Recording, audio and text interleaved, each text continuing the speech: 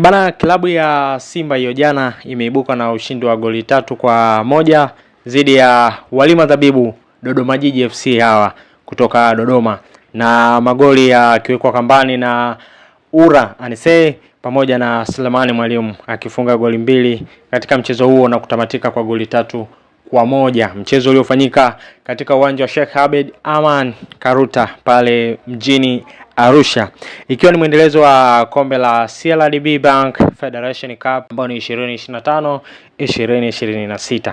Na Simba ataendelea kusalia mjini Arusha kwa mchezo mwingine wa ligi kuu Tanzania bara dhidi ya Fountain Gate, mchezo ambao utachezwa tarehe 15 mwezi huu katika dimba la Sheikh Abed, na baada ya hapo ataelekea Lindi kucheza na wanajeshi wa mpakani na Mungu FC tarehe 18 mwezi huu, ikiwa ni mwendelezo pia wa ligi kuu Tanzania bara.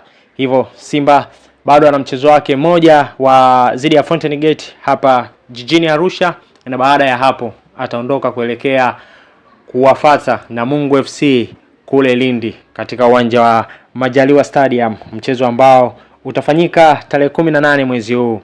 Tukumbuke klabu ya Simba itacheza mechi 3 mfululizo hapa jijini Arusha. Alianza na TRA United katika mwendelezo wa ligi kuu Tanzania bara, na Simba akakubali kupata sare ya bila kufungana, bila walitoka na TRA United, mchezo ambao ulikuwa umevuta hisia za watazamaji na mashabiki wengi sana. Na baada ya hapo akacheza mchezo hiyo jana dhidi ya Dodoma Jiji, mchezo ambao ni mwendelezo wa kombe la CRDB Bank Confederation 2026 na kupata ushindi wa goli 3-1 dhidi ya Dodoma Jiji.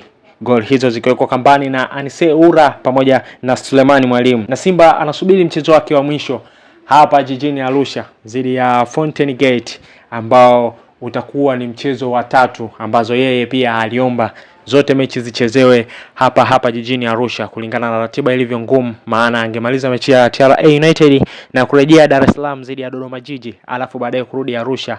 Kwake ilikuwa ni ratiba ngumu sana. Hii ni Brown Media, endelea kusubscribe, kulike, kucomment, kushare na usikae mbali na channel hii kwa updates mbalimbali za kimichezo pamoja na burudani. Dondosha comment yako hapa, ikiwa ni mwendelezo wa ligi kuu Tanzania bara, ratiba zikiwa zimebana sana kwenye hizi timu mbili kubwa hapa Tanzania. Kiukweli ratiba imekuwa ni ngumu sana. Kwako wewe, toa maoni yako hapo. Nini maoni yako kwa michezo na ratiba ambazo zimeendelea kuwa ngumu kwa vilabu hivi vyote viwili? Kumbuka usisahau kusubscribe channel yetu pendwa Brown Media kwa habari zote za kimichezo pamoja na burudani. Hii ni Brown Sports, endelea kuwa pamoja nasi.